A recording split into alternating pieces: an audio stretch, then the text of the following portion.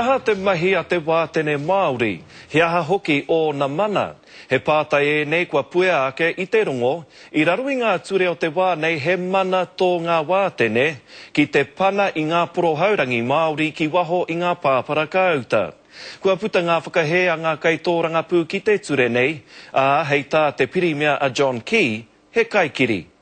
He rā anō, ko aua mahi anō, he hīkoi i ngā huarahi o Otara, he manaaki i te hapori. When things getting tough is to look after our own people, and that's number one.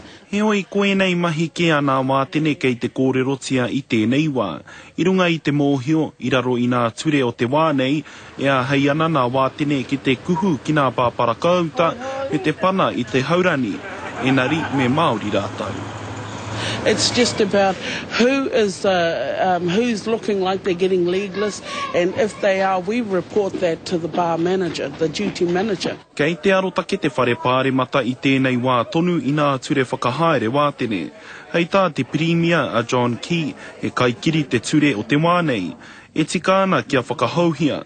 If someone's removed from a bar, it should be because they're underage or they're intoxicated. Ethnicity's got nothing to do with it. Kei te whai mai hoki wāna mema i taua whakaaro. The 62 law is archaic and also an embarrassment. Is it racist? You can call it racist if you want to. I think it's shameful. I'm very happy to have the law reviewed, as has been for some time. Kua tauna noa atu nā wātene Māori kēnei momomahi. Kua roa rātau e manaaki ana i ngā huarahi putanoa o te kore utu.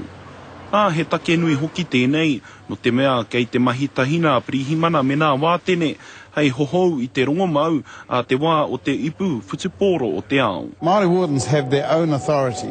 They're not part of the police. Ko tā mihi toki me āwhina rātau i te katoa. If I saw an Asian person lying here, you know, in Dire Strait, I wouldn't walk straight past that person. Tēnā nui te ngākau ki roto nei mō taua tangata. Ko tā te kāwanatana me tiro rātau ki te whakarereke i tēnei ture kia whai pāna ki ngā iwi katoa. Rāpaira tā whai te karere. Me whakawhiti atu tātou inaia nei kia parekura horomia māngai take Māori o te rōpū reipa.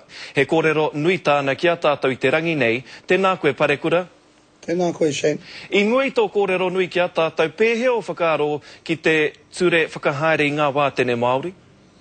Kare e tika haere maumau taimi te whakapana ngā tangata haurangi i roto te pāpara kāts. E nui atu te mahi i wahora, e manaki atu te whānau whānui, e mohe atu tātou te mahi tika mō ngā wātene Māori. Nō reira ki o whakaaro, me whakarereke koutou te wharepāre mata i te ture o te wā nei? Kea tātou te whakatika. Kia titiro tāua i nāia nei ki te kōwhiringa pōti o te motu, he kōrero nui tāhau ki tēnei pātai, kei te tua nō koe. He te tua au, Shane. Kua rua koe wānanga nei tēnei whakatau me tō kore whakautu i te pātai a Scotty, ia wiki, ia hei pērā, hea te takarua i roto i tēnei whakatau? Nui atu ngā take i roto i āku e whakaaro atu mō ngā wahi i wahora te whare miire mo e te ahu o tuku whānau. Engari kua tai atu i te wā, e ki atu kia koe ke te tua. Nō te mea kātahi anoa hone harawira ka ki, kei te whakatū tāngata ia ki tēnā rohe Māori, Nā reira, nā tērā whakatau a hone harawira i pēnei ai tō whakatau? Pai ana kei te tuatua hono tangata, e mohe atu tātou i roto i a te rōpū reipa, te taumahatanga a te whai pōti, a te wā e tūtaki atu tātou, e mai atu te hikoe nui ki te rā pōti. Nō te mea tērā te matapai a ētahi, ki te tū koutou, te rōpū reipa, a mana me te pāti Māori, tērā pia ka wehe te pōti Māori, ka puta ko koutou. He rongo pai pia tērā ki o taringa? E rongo pai tērā, engari i roto i a tātou to tātou pai, e mohe atu tātou i roto i a te rōpū reipa, te kahana mō te haere ki te whai pōti. Kia rātou tērā.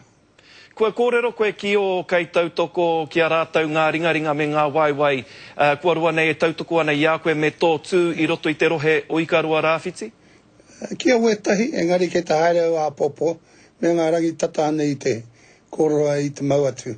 I reira ki a rātou e tautoko ana.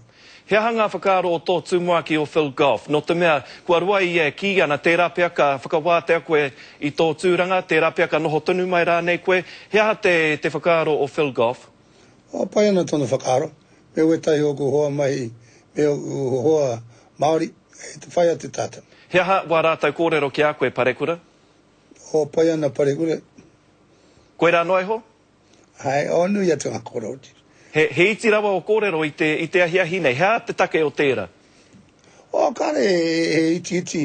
Mā te me, kua reri atu au, i te whai atu mo toku rohea i koro rāwhiti. Are e pahu mo tērā. E mohi atu au tērā kaha. Pai tēnā me waiho pēr ki kona nā kōrero mo tēnei wā.